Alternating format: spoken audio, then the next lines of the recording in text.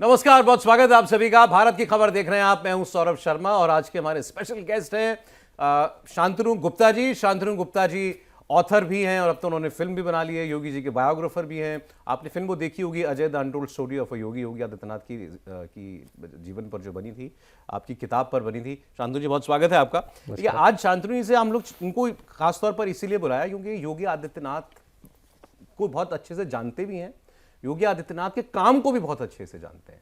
और दूसरा सबसे जो मुझे बहुत खास बात लगती है, ये पूरी दुनिया में बहुत ट्रैवल करते हैं। मतलब हिंदुस्तान ही नहीं, दुनिया भर में अलग अलग जगह जाना, कार्यक्रमों में जाना, तो इनके पास ग्राउंड का फीडबैक होता है। अब ठीक है, अब ये योगी जी के प्रशंसक हैं तो मैं कोशिश करूंगा वो फिल्टर थोड़ा सा हटा के हम लोग बात करें। आज सवाल है साहब, शांतनु जी, यूपी में फिर बाबा, हमने क्वेश्चन मार्क लगाया, ठीक, तो आप अभी क्वेश्चन मार्क लगाते या हटा देते? नहीं, क्वेश्चन मार्क तो लगेगा, जनता के मन में क्या है, जनता वोट डालेगी। लेकिन आप मुझे लगता है कि जनता का मन कोई भी नहीं पढ़ सकता।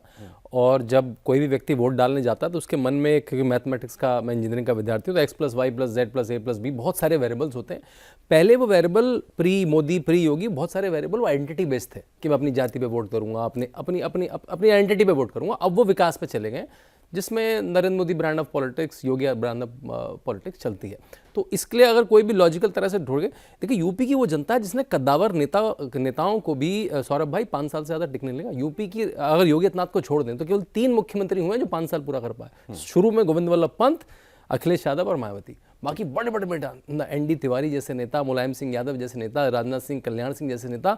आप अगर यूपी की लिस्ट देखेंगे चीफ मिनिस्टर की, 2 साल, 1 साल, 3 महीने, 4 महीने, 1 साल, 2 साल, ऐसे ही। तो इनके तो 9 साल पूरे हो गए, मतलब 10 पूरे होने। बिल्कुल, यूपी की वो सुधी जनता है जिसने बड़ों को टिकने नहीं दिया और वही जनता ने योगी जी को जाने नहीं दे रही है। ठीक है। और जैसे आपने कहा कि 9 साल हो गए, 10वां बजट प्रेजेंट किया है, जो उत्तर प्रदेश के इतिहास में पहली बार हुआ। बजट मुझे लगता नहीं जाने देगी, मुझे लगता नहीं जाने देगी। बताइए, यूपी के बाहर योगी आदित्यनाथ को लेके क्या सोच है? यूपी के बाहर तो और ज़्यादा चाम है, क्योंकि यूपी में तो क्या इतनी डिबेट होती है, लोकल यूट्यूबर होता है, योगी जी ट्रैवल इतना करते हैं तो हर आदमी रैली पोस्टर में देखता ही रहता है, तो एक आम हो जाती है बात कि तो भाई मेरे मुख्यमंत्री हैं।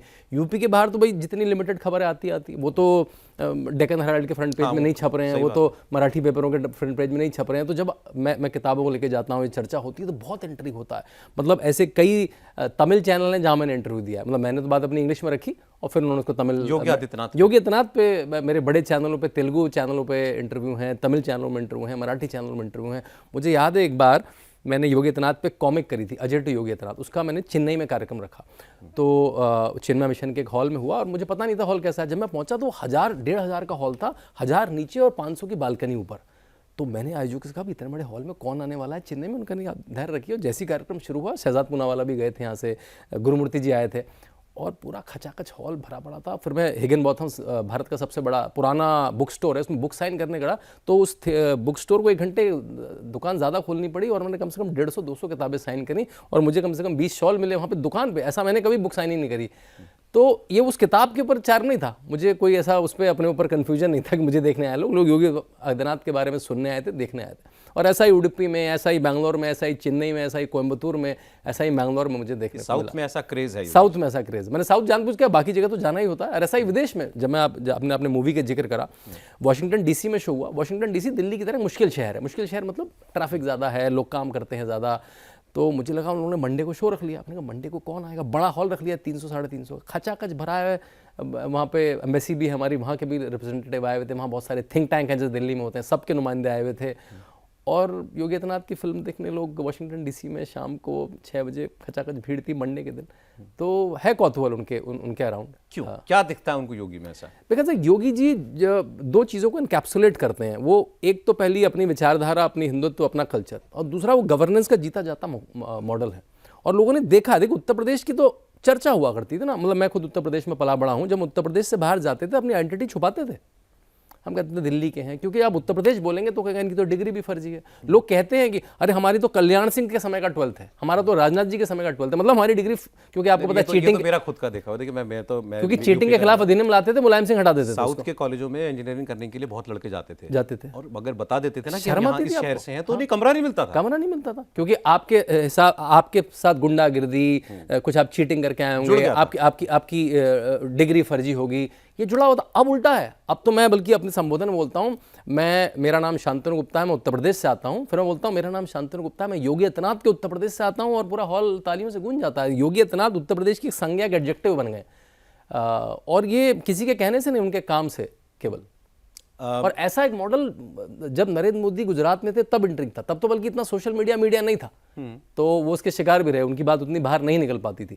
लेकिन क्योंकि इस समय इतना 24/7 अब आपने चूंकि मोदी जी की बात कर दी है, तो मोदी जी जब गुजरात में थे, ठीक बात है, अब उस पर डिबेट ये अलग है कि वो कितना सही था कितना नहीं, कितना प्रतिशत सही था कितना नहीं था। लेकिन Narendra Modi man of development, एक इमेज क्रिएट हो गई, ठीक, डेवलपमेंट नाम के साथ जुड़ गया था गुजरात मॉडल। आप करते रहे उस पर बहस, वो अलग बात है। योगी आदित्यनाथ के साथ वो जुड़ चुका है, वो जैसे मैं अभी बजट आया, बजट में पहली बार उत्तर प्रदेश में इकोनॉमिक सर्वे उत्तर प्रदेश का प्रेजेंट हुआ। आपने देखा होगा जब नेशनल बजट आता है तो उसके पहले इकोनॉमिक सर्वे आता है, बड़ी डिटेल रिपोर्ट होती है। आया इस बार, पहले नहीं आता था, पहले नहीं आता था वो। उत्तर प्रदेश, जैसे आपको पता है, जैसे कंट्री का जीडीपी होता है, ऐसे स्टेट का जीडीपी डिक्लेयर करा जाता है। उत्तर प्रदेश पिछले 4 साल से अपने डिस्ट्रिक्ट का जीडीपी पूरी एक बुक ला के डेवलप कर रहा है, और 4-5 राज्य पढ़ने आ चुके हैं, उसको सीखने आ चुके हैं कि अब डिस्ट्रिक्ट लेवल, क्योंकि अब डेटा उस तरह से कल आउट करना पड़ता है। उससे होता है कि अपना फाइनेंस इतना मजबूत हो जाता है, जब भी कोई बाहर की कंपनी आती है उसको एक कॉन्फिडेंस आता है, इनका तो डिस्ट्रिक्ट लेवल का डेटा एग्रीगेटेड है। तो वो अर्थशास्त्री भी हैं, ऐसा नहीं उन्होंने खुद कर दिया है, उन्होंने कंसल्टेंट रखे थे कि आप किस तरह के लोग रखते हैं, उनको अपना समय देते हैं, और किस तरह की आपकी तवज्जो होती है, उससे लीडर की पहचान होती है। जैसे उसमें बताया गया कि कुछ एक सालों में पिछले जो है पर कैपिटा जो है वो दुगनी हो गई, 1.5 लाख की, दुगनी से ज्यादा हो गई, करीब 1.25 लाख हो गई, जो करीब 40-45 हज़ार। नेशनल जीडीपी में कंट्रीब्यूशन बढ़ गया। देखिए ख्याल से नंबर 2 पर आ गए हैं योगी आदित्यनाथ की, बल्कि ये ट्रबल थी। डेटा मेरे को मैं आपको बताता हूँ। देखिए ये डेटा क्या बड़ा इंटरेस्टिंग डेटा है। योगी आदित्यनाथ की इनिशियल ईयर्स में ट्रबल भी थी, मेरी चर्चाओं में आता था उनको कि यूपी भारत की पॉपुलेशन में 17% कंट्रीब्यूट करता है, लेकिन जीडीपी में केवल 5% कंट्रीब्यूट करता है। तो आपको एक दुख होगा, मैं तो एक तरह से टेकिंग स्टेट हूँ, सकिंग स्टेट हूँ। अब वो 17% अभी भी नहीं हुआ, लेकिन वो बढ़ के अब 10.5% हो चुका है वो। तो ये उनके लिए, अब वो कह रहे हैं मैं इसको 17 करूंगा और ज्यादा करूंगा। जैसे गुजरात है, वो पॉपुलेशन में 5% कंट्रीब्यूट करता है, जीडीपी में 7.5-8% कंट्रीब्यूट करता है, वो कंट्रीब्यूटिंग स्टेट है। यूपी अभी भी एक तरह से ले रहा है, लेकिन वो पहले 4.5-5% हुआ करता था, अब वो 10.5-11% हो चुका है। अपनी जो जीएसडीपी है वो 12 लाख करोड़ हुआ करती थी, 30 लाख करोड़ हो चुकी है। बजट केवल 3.5 लाख करोड़ का हुआ करता था, अब 9 लाख करोड़ का बजट हो गया है। हम डेफिसिट में हुआ करते थे, 10,000 करोड़ का डेफिसिट हुआ करता था, रेवेन्यू डेफिसिट, जो आज भी है। तमिलनाडु डेफिसिट स्टेट है, पंजाब डेफिसिट स्टेट है, वेस्ट बंगाल बड़े बड़े डेफिसिट तो सारे हैं, वो तो आप Uttar Pradesh 37,000 crore revenue surplus state है। अच्छा, तो ये जो, और वो बिल्कुल उनकी सबसे ज्यादा बैठकें अगर होती हैं तो वो सुरेश खन्ना जी के साथ होती हैं। आप देख लीजिए, अगर कोई मंत्री उनको सबसे ज्यादा मिलता है, वित्त मंत्री, हाँ, आप दर्शकों के लिए वित्त मंत्री के साथ होती हैं। और क्योंकि देखिए उनका जो 19 साल पार्लियामेंट में रहने का जो तजुर्बा है, वो उत्तर प्रदेश को बहुत काम आता है, और वो बड़े बड़े इन्वॉल्व पार्लियामेंटेरियन थे। उनकी 90%, मतलब राहुल गांधी की तरह नहीं, अखिलेश यादव की तरह नहीं, 30% अटेंडेंस। मैं अभिषेक मिश्रा की अटेंडेंस देख रहा था, अभिषेक बनर्जी की 17%, 13% अटेंडेंस। जब मतलब पार्लियामेंट आपको 33-30 टिकट देती है उड़ने के, अपनी जगह से आने के, बंगला देती है बड़ा सा दिल्ली में, तब आप 15-15, 20-20% अटेंडेंस। इनकी 90% अटेंडेंस होती थी, एवरेज से ज्यादा क्वेश्चन पूछते थे अपनी सरकारों में भी, मतलब नरेंद्र मोदी की सरकार से भी 14 से 17 के बीच में।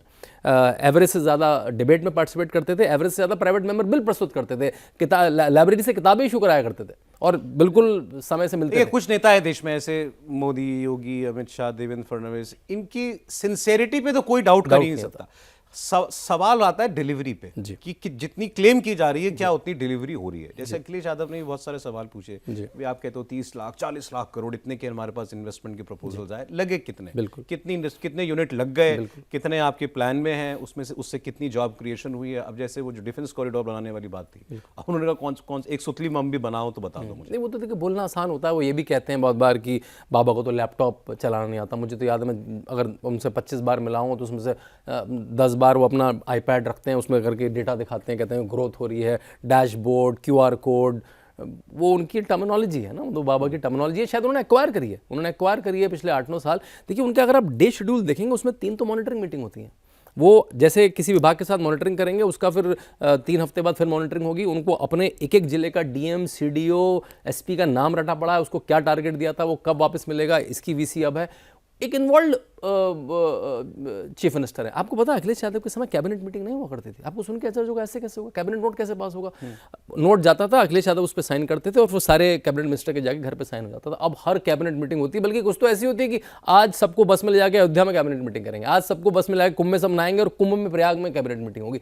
इतनी स्वच्छता से चलता है। अगर आपको गवर्नर से हर इस अवधि पे मिलना, हर क्वार्टर में मिलना है, तो वो गवर्नर से आके मिलेंगे, पूरी रिपोर्ट देंगे, 2 पुस्तक पेश करेंगे। कुछ यूट्यूबर क्या कहेंगे, योगी जी जा रहे हैं गवर्नर के साथ, क्या दे सकते हैं आज इस्तीफा? बस वो कई बार ऐसा 50 बार उनका इस्तीफा हो चुका है। पहले क्या था, ये जो डेवलपमेंट वाला या काम वाला जो एस्पेक्ट है योगी जी का ना, ये कभी उतना हाईलाइट नहीं हुआ। पहले होता था लॉ एंड ऑर्डर, बुलडोजर, उसका आइकॉन बन गए थे, वो हाईलाइट होता था। अब थोड़ा मंदिर ये सब रिलीजन, ये हाईलाइट होने लगा है ज्यादा, तो ये वाली बात पीछे छूट जाती है। बल्कि मैं तो कहूँगा जो उनका जो बुलडोजर की जो बात होती है, जो मंदिर वाली बात होती है, उससे उनके बाकी काम कई बार दब जाता है, उसकी चर्चा नहीं हो पाती। वही बोल रहा हूं, नहीं। जैसे मैं आपको बताता हूँ स्कूलों पे जो काम हुआ है उत्तर प्रदेश में, जो बेसिक शिक्षा के स्कूल हैं, 1 से 8 के स्कूलों को बेसिक शिक्षा स्कूल बोलते हैं, वो करीब 1.5 लाख स्कूल में 2 करोड़ बच्चे पढ़ते हैं। उसमें जो काम हुआ है वो अद्भुत काम है, और उसके अधिकारी भी वही थे, विजयकानंद जो कुंभ मेला अधिकारी भी थे। उसमें उन्होंने मिशन कायाकल्प और मिशन निपुण, मिशन कायाकल्प मतलब एक 14 पैरामीटर में स्कूल में क्या क्या होना चाहिए, बिजली, पानी, toilet, ground, wall, boundary, gate, और वो जियो टैगिंग के साथ सारे 1.5 लाख स्कूलों में कंप्लीट कराया गया। वो जब आप वोट देने गए तो लोगों को पता लग रहा है उत्तर प्रदेश के स्कूल ऐसे हो गए, क्योंकि वोट स्कूलों में पड़ता है, सरकारी स्कूलों में पड़ता है। फिर निपुण के तहत देखा गया कि जो मैथ्स के बेसिक 4 ऑपरेशन हैं और जो लर्निंग के बेसिक चार एलिमेंट हैं, कि आप अक्षर पढ़ पा रहे हैं, शब्द पढ़ पा रहे हैं, वाक्य पढ़ पा रहे हैं, और उस पर जब अभी असर सबसे बड़ा सर्वे करता है भारत में प्रथम का, हम उत्तर प्रदेश तमिलनाडु से ज़्यादा रैंक करा मैथ्स और इंग्लिश हिंदी की रीडिंग में। और जो बहुत बड़ा प्राइमरी लेवल पे जो बहुत बड़ी बात है उत्तर प्रदेश के लिए। उत्तर प्रदेश देखिए इन मापकों में आता ही नहीं था कभी। उत्तर प्रदेश तो हम कभी जीडीपी में, इन्वेस्टमेंट में, पढ़ाई में हम तो मानते नहीं थे इसमें। हम तो उत्तर प्रदेश का ठा मिर्जापुर बन जाए कि अंग्रेजी की टीचर को एबीसी नहीं आती, उसके वीडियो वायरल होते थे, तब वो नहीं रहा।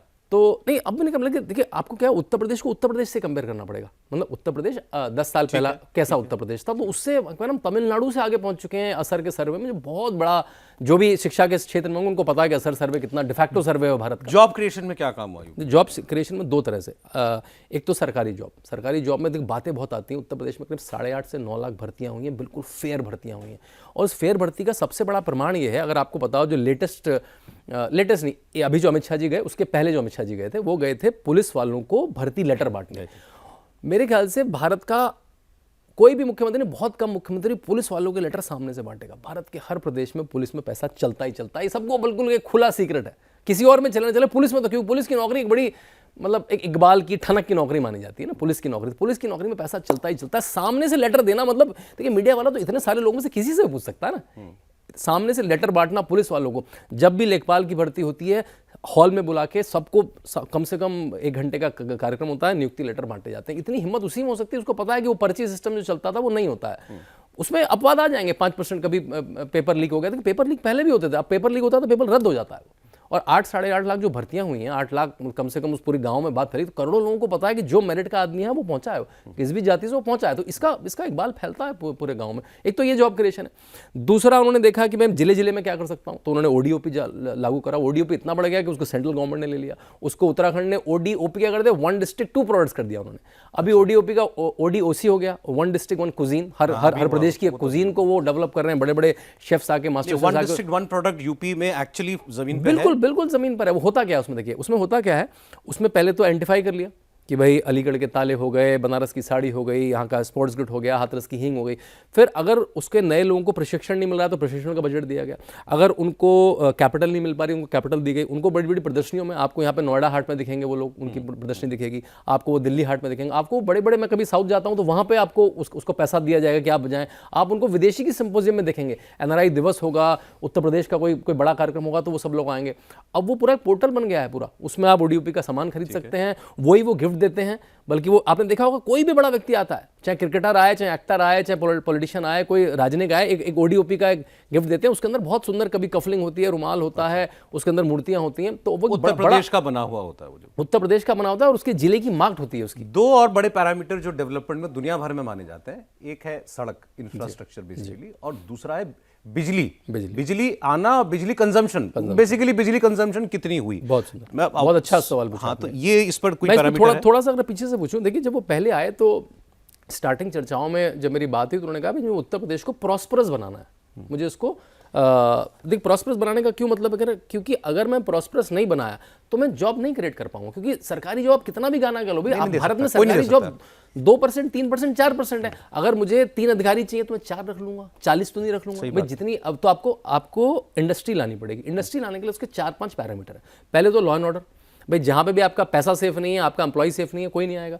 दूसरा वो आएगा कैसे, उसके लिए अच्छे एयरपोर्ट होने चाहिए, अच्छी रोड होनी चाहिए। तो उत्तर प्रदेश में 3 फंक्शनिंग एयरपोर्ट थे, 2.5 फंक्शनिंग एयरपोर्ट थे समझ लीजिए। अब अभी मैंने चीफ सेक्रेटरी का ट्वीट पढ़ा, 14वां एयरपोर्ट मुरादाबाद में खुल चुका है। मुरादाबाद भी आप जाके वापस आ सकते हैं एक ही दिन में, सुबह जाएं और शाम को आ सकते हैं। बरेली सुबह जाएं शाम को आ सकते हैं, प्रयाग सुबह जाएं शाम को आ सकते हैं, गोरखपुर सुबह जाएं शाम को आ सकते हैं। और हर जिले से 3-4 जिले तो कवर होते ही होते हैं। फिर आप बिल्कुल सेंट्रल गवर्नमेंट के साथ बिल्कुल टाइप करके, यहाँ डबल इंजन सरकार फायदा होती है, उनका नितिन गडकरी से पुराने संबंध है क्योंकि वो संसद में रहे थे। तो नितिन गडकरी आपको दिखता आएंगे, वो हाईवे की, क्योंकि जो नेशनल हाईवे है उसके लिए जमीन तो एक्वायर स्टेट गवर्नमेंट को करनी पड़ती है। और फिर तीसरा आपने कहा एलिमेंट बिजली, क्योंकि पहले उत्तर प्रदेश, और मैं देख रहा हूँ इंडिया टीवी का, बल्कि आप डेटा निकालिए, आप इंडिया टीवी का 2017 से पहले जनरेटर का बिल कितना आता था, क्योंकि मैं तो आस्था टीवी के साथ उस ऑफिस में बैठा करता था, बाबा रामदेव के लिए कुछ काम किया करता था, मुझे पता था वहाँ का किस तरह का बिल आया करता था। और अब आपका जनरेटर का बिल कितना है। आप ये किसी भी नोएडा की जिला मुख्यालयों में 24 घंटे बिजली आती है। हम लोग केवल कंज्यूम करा करते थे मेरे ख्याल से 18,000 मेगावाट के आसपास, पूरा उत्तर प्रदेश। अब हम करीब 34,000-35,000 मेगावाट डबल हो गया। हाँ डबल हो गया। लेकिन अब दिक्कत क्या आ रही है, अब सेटअप में दिक्कत आ रही है, जो चेंज हो रहा है। क्योंकि देखो जो सेटअप, जो तार, जो सब स्टेशन, जो ट्रांसफार्मर 18,000 के लोड पे बना था, वो 34,000 लोड तो नहीं, वो भी इंफ्रास्ट्रक्चर है, वो इंफ्रास्ट्रक्चर बढ़ रहा है, वो भी बहुत गति से बढ़ रहा है। तो बिजली में तो अमूलचूर परिवर्तन आया। और आपको, मुझे याद है ललितपुर झांसी में दंगे देखे हैं मैंने सड़कों पे अखिलेश यादव जी के समय, मायावती जी के समय, अखिलेश यादव के समय, कि बिजली नहीं आ रही। क्योंकि जब आपको 9-9 घंटे 10-10 घंटे बिजली नहीं है, आपका पूरा जीवन नहीं चल पाएगा। ये आज हमने जो कुछ चर्चा की, हो सकता है आप पॉलिटिकल चर्चा के, हमको अब पॉलिटिकल चर्चा करते देखने के आती हो, आज ये थोड़ी डेवलपमेंट मैट्रिक्स पर चर्चा थी, बड़ी अच्छी बातचीत होती है। कई बार कहता हूँ सौरभ भाई कि इन बातों पे बातें ही नहीं होती, क्योंकि ये बात ना, मतलब मजा नहीं आता इन बातों में। क्या बिजली, क्या सड़क, क्या इससे कर लूंगा, जब तक आप थोड़ा, लेकिन इससे कॉन्फिडेंस बढ़ता है, सुनने वाले का भी कॉन्फिडेंस। हाँ, अगर मतलब आप ऐसी चर्चा कर रहे हैं, मैं आपको साधुवाद दूंगा कि, और इसको चेक करें लोग, वेरीफाई करें, बात करने के लिए हम जरूर करेंगे। शांतनु जी बहुत धन्यवाद स्टूडियो में आने के लिए। आप देख रहे थे भारत की खबर, आज इतना ही।